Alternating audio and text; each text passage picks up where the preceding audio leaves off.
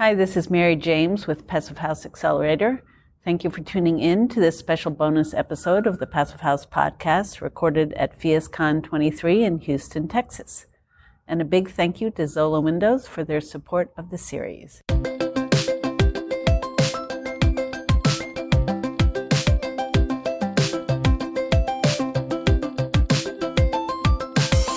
And today I'm talking with Ellen Franconi of PNNL. Ellen, can you introduce yourself and just tell us briefly what you do at PNNL? Sure. Thanks, Mary. Yes, I work within the group within a Department of Energy Research Laboratory, which is PNNL, and we support the Department of Energy's efforts to advance building energy codes. And so the work I do focuses on building performance analysis to inform code development. And, but you're here talking about passive house related research that you've done on resiliency to extreme heat and extreme cold.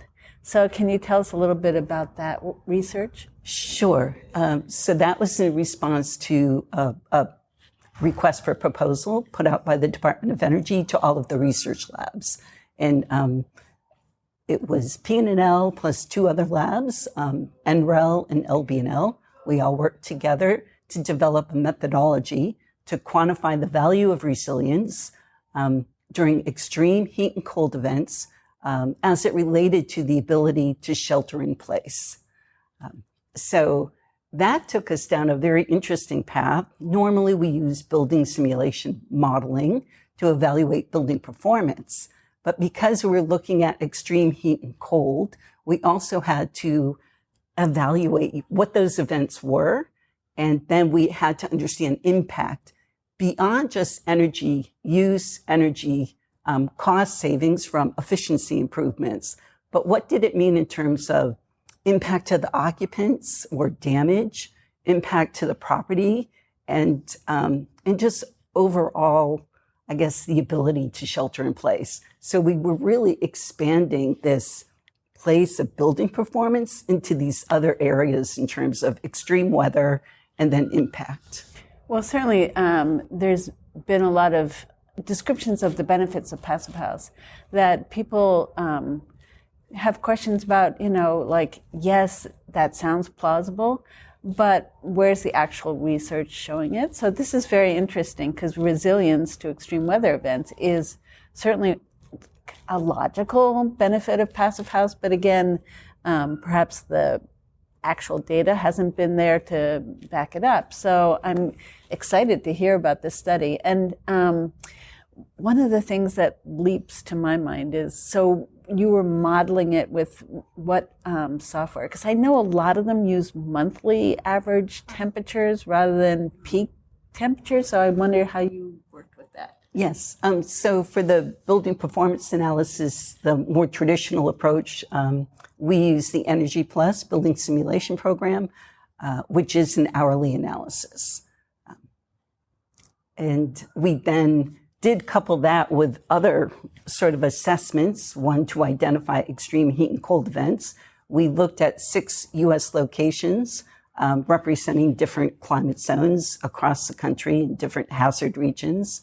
And we mostly focused on single-family buildings. We did do some work on multifamily, and we did a case study on an assisted living facility, which is an actual facility built outside of Houston, sort of as is condition and if it was improved. So that's it with all these buildings and the locations we examined. We looked at an existing building characterization, population of buildings in general. So for each county, generally it was about 3,000 single-family buildings that represented the area, for example. They were simulated, and we could get the over the population. I mean, we'd look at like 5% median, 95% of the population, get a feel for their performance, and then pull things out of the simulation program that would help us assess these resilience aspects. So one parameter is called a standard effective temperature. So it's not just the the room temperature. It takes into account the humidity and airflow and clothing level, that kind of thing. And we could come up with some metrics that would evaluate over a period of time. 7 days was one period. If the building didn't have power and it was floating, like how would it perform? And what did that performance mean to the occupants? Could they shelter in place? How might it impact them? So we could use these metrics. One, this passive survivability metric kind of tied to the standard effective temperature, a cumulative value within a certain range, sort of a degree day kind of calculation. I don't know if everybody's familiar with that, but basically if it would exceed a threshold given a certain range, then it would be determined to be not habitable over a 7-day period. That's floating, no power, extreme heat. So that's one way to look at it. And that was a very good metric because you could see baseline condition, existing condition, you would improve it. One improvement level we did was to current code. And then the next improvement was to the PHIUS standard, 2021 standard. So that was where the PHIUS model came in. And in general, across all locations, it was improved efficiency, certainly resulted in improved comfort and the better ability to shelter in place.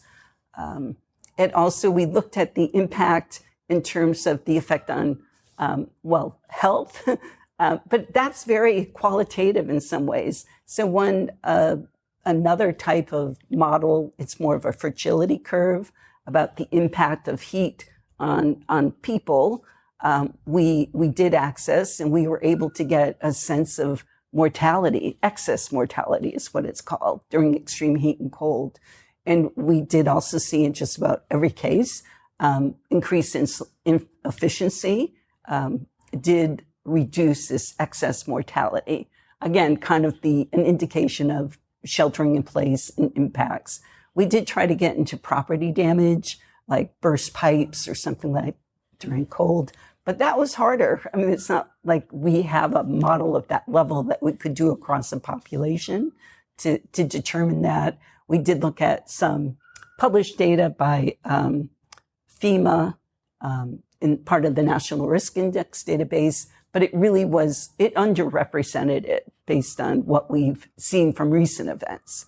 So, and the other thing was our study was based on historic weather, and we have started to look at future projections of weather.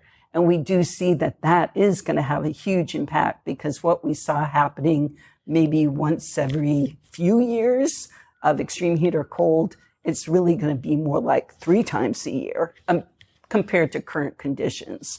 So I do think some of these benefits and the metrics that we were pulling out were able to quantify the impact of even cold and passive house. It was showing positive benefits. And I can only imagine that's going to become more important as we move to future weather, more extreme heat and cold, and the more potential for having power outages during those conditions. Yes, we were both just in a session where they talked about the number of power outages in Texas during the last, 5 years or something? And it was, over 1,000 power outages during that time period. So certainly it's something we all have to expect and plan for on a level. And the excess morbidity is kind of a dramatic metric to go by. Right. I mean, it is, and I think we all have an intuitive understanding of what improved comfort means to us on a day-to-day basis. But it's true when you get to extreme heat and cold, it does take it to an extreme impact. And that is just a parameter that it's helpful for planning and just understanding impact. And also there is a the value of a statistical life. So $10 million is, a typical value. So we were able to include that to understand, what is the value of efficiency as we work towards trying to get something as solid as the benefit cost ratio for an investment. But honestly, at this point, we do have a handful of resilience metrics that are interesting. They all say something. And so now you could take those metrics, work with stakeholders, some people of interest in the outcome, and they could assign a weighting factor to the different metrics and help use that for their criteria to make a decision. It could be, days of safety. It could be annual energy costs. It could be a number of things that goes into decision making as to, do they go to current code? Would they take it to PHIUS, for example? Right. And so I imagine this has a little bit of a tie-in to your residential energy code work, because codes are in some ways meant to prevent excess deaths. I mean, that is part of the point of it. Yeah, that's so true. And there's been a lot of studies done on other aspects of codes. I mean, fires, hurricanes, flooding kind of thing. And they do bring in the, deaths that can be prevented and damages. And in some ways, the energy impacts, that kind of assessment has not been done. So we thought, there is added value to energy efficiency and that part of the codes. And so this was in response to that work not being done to really try to do a better job of how do we quantify it. Yeah, it's really great. The health benefits of being able to shelter in place during power outages. Yeah. Short of excess morbidity, there's a lot of health benefits from being able to stay in your home. Right. And I think it was Hurricane Katrina where everybody was going to the Superdome, which was it was good intention, but what a disaster. And I think people were trying to go to a safe place, and it ended up being a really bad place to be. So I think they did start to appreciate after that being at your home with your prescriptive medicines, with your eyeglasses, with everything you would need to be comfortable. If you could have thermal comfort, it would be a better solution. Yeah, it's great. And has your research been published yet? Yes, it was published in July of this year, and you can find the report. Well, you could find several resources if you were to Google Building Energy Codes Program Resilience. There is a website page, and our report is, I think, the first report listed on that. Well, that's really great. I mean, I'm excited as somebody who's tried to also track indoor air quality benefits of passive house buildings. It's hard to find data on that, and this is just one more piece supporting all the many great reasons to build to passive house standards. Yeah, thanks. And I'm actually really excited to be at the conference here and sharing this work because, it was done with a certain purpose. It's in a pretty big, intimidating report, I would say, to the layperson. It's maybe 150 pages with appendices. Just to extract things out in a way maybe more graphical, or just so people can understand. You might not need an exact number, but you can see trends. And that might be enough to just get a client, a planner, to appreciate the importance of these considerations. Great. Thanks so much for your time here. I really appreciate it.